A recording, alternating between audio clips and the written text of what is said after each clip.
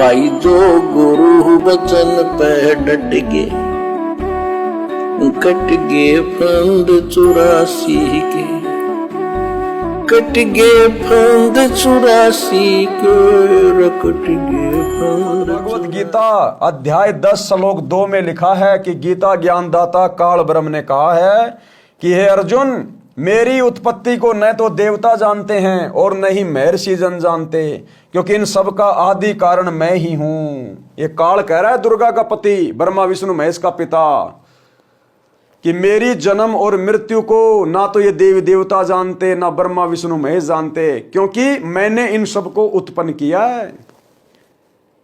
अर्थात बेटा कभी भी अपने बाप की डेट ऑफ बर्थ नहीं बता सकता, वो तो उसका दादा बताएगा। तो इसी प्रकार ये सबका दादा, ये सबका सतगुरु, ये अविनाशी परमात्मा धरती पर प्रकट है संत रूप में। और इन्होंने अपने सत्संगों में ब्रह्मा विष्णु महेश, देवी देवता, इंद्र, काल, दुर्गा, अक्षर पुरुष, इन सब की उम्र ज्यों की त्यों लिख दी, जो हमारे शास्त्रों में लिखी हुई थी, लेकिन आज तक कोई धर्मगुरु नहीं बता पाया। अर्थात ये सब मेरे से उत्पन्न हुए हैं। गीता अध्याय 4 श्लोक 5 में गीता ज्ञान बोलने वाले ने कहा है, यानी इस काल ने कहा है कि हे अर्जुन, तेरे और मेरे बहुत जन्म हो चुके हैं, तू नहीं जानता, मैं जानता हूं। गीता अध्याय 2 श्लोक 12 में भी स्पष्ट है कि तू और मैं तथा सब राजा सेना पहले भी जन्मे थे, आगे भी जन्मेंगे। अर्थात इस काल से लेकर और इस पृथ्वी लोक का प्राणी, जिसमें ब्रह्मा विष्णु महेश 33 करोड़ देवी देवता दुर्गा सब आ गए, ये सब जन्म और मरण में हैं। गीता साबित कर रही है। अध्याय 4 श्लोक 5 और 9, अध्याय 2 श्लोक 12, अध्याय 10 श्लोक 2, सतगुरु ने आके भेद खोला है। इसलिए इस काल के लोक में सतगुरु का विरोध हो रहा है। ये काल नहीं चाहता कि कोई मेरी पोल पट्टी खोले, कोई मेरे खानदान की पोल पट्टी खोले, मेरे बने बनाए राज्य में कोई छेद करे, इन आत्माओं को कोई यहां से निकाल के सतलोक ले जाए, ये नहीं चाहता। ये काल कौन है? क्या इसको श्राप लगा हुआ है? क्यों ये हमें जन्मता है, क्यों मारता है, क्या इसका स्वार्थ है? ये सारी बातें जब आप सृष्टि रचना पढ़ेंगे, यूट्यूब पर सर्च करेंगे सृष्टि रचना सतगुरु रामपाल जी, आपकी आंखें खुल जाएंगी। हमारे ही धर्मशास्त्रों से हिंदू, मुस्लिम, सिख, ईसाई, इन सभी धर्म ग्रंथों से प्रमाण दिए हैं सतगुरु ने। हमारे धर्म की पुस्तकों में लिखा हुआ, लेकिन आज तक कोई साधु संत शंकराचार्य नहीं बता पाया। गीता अध्याय 14 श्लोक 3 में गीता ज्ञानदाता ने कहा कि हे अर्जुन, मेरी प्रकृति अर्थात दुर्गा तो गर्भ धारण करती है। ये काल क्या कह रहा है गीता का ज्ञान देते समय अर्जुन को, श्री कृष्ण जी के शरीर में भूत की तरह प्रवेश करके क्या कह रहा है कि मेरी प्रकृति अर्थात दुर्गा तो गर्भ धारण करती है। अर्थात मैं दुर्गा के साथ में पति पत्नी मिलन करके, सेक्स करके, मैं इन ब्रह्मा विष्णु महेश की उत्पत्ति करता हूं, इनको पैदा करता हूं मैं। लेकिन इस भेद का ब्रह्मा विष्णु महेश को भी नहीं पता है। क्यों नहीं पता? ये आप सृष्टि रचना में पढ़ेंगे। गीता अध्याय 14 श्लोक 3 में गीता ज्ञानदाता अर्थात काल ने कहा कि हे अर्जुन, मेरी प्रकृति अर्थात दुर्गा तो गर्भ धारण करती है, अर्थात मेरे से ये प्रेग्नेंट होती है। मैं उसके गर्भ में बीज स्थापित करता हूं, जिससे सभी प्राणियों की उत्पत्ति होती है। स्पष्ट हो रहा है गीता अध्याय 14 श्लोक 3 में कि ब्रह्मा विष्णु महेश की माता दुर्गा है, इनका पिता काल है। दुर्गा और ये काल शारीरिक संभोग करते हैं, मिलन करते हैं, तब इन तीनों देवताओं की उत्पत्ति होती है।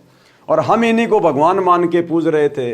ये हमारे धर्म गुरुओं की अज्ञानता थी, लेकिन परमात्मा ने सारा भेद खोल दिया। अब आके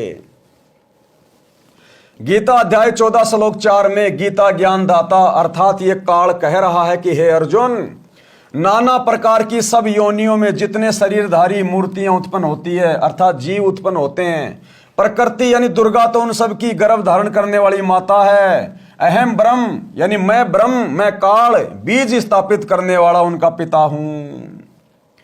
गीता अध्याय 14 श्लोक 5 गीता ज्ञानदाता ने स्पष्ट किया है कि हे अर्जुन, सत्व गुण श्री विष्णु जी, रजगुण श्री ब्रह्मा जी तथा तम गुण श्री शिव जी। ये प्रकृति अर्थात दुर्गा देवी से उत्पन्न तीनों देवता अर्थात तीनों गुण अविनाशी जीव आत्मा को कर्मों के अनुसार शरीर में बांधते हैं।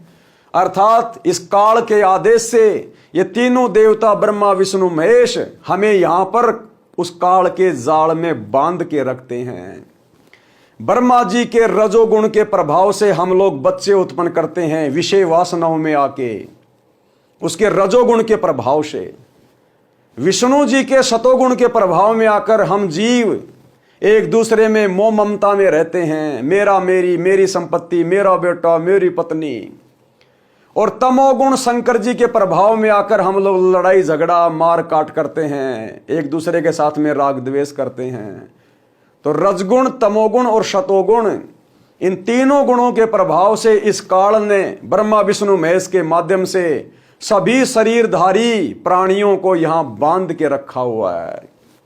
ना चाहते हुए भी यहां पर ब्रह्मा जी के रजोगुण के प्रभाव से आप और हमने संभोग करना पड़ता है। भाई और बहनों, यह भयंकर काल का जाल है।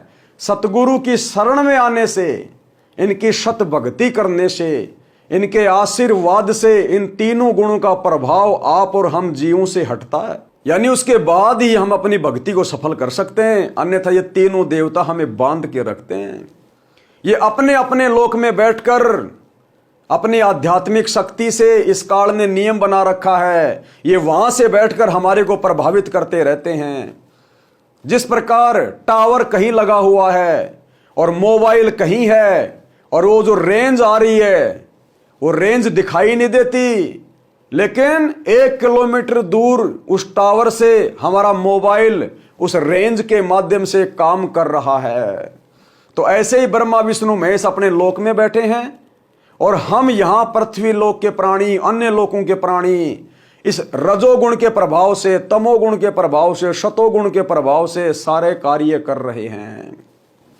जिस प्रकार आपके घर की रसोई में माता बहनें छोकन लगाती हैं, छोकन, और उस छोकन से दूसरे कमरे में बैठे हुए व्यक्ति को छींक आनी शुरू हो जाती है। तो ठीक इसी प्रकार इन तीनों देवताओं के तीनों गुणों के प्रभाव से पूरा प्राणी समुदाय आपस में बंधा हुआ है और काल के जाल में फंसा हुआ है।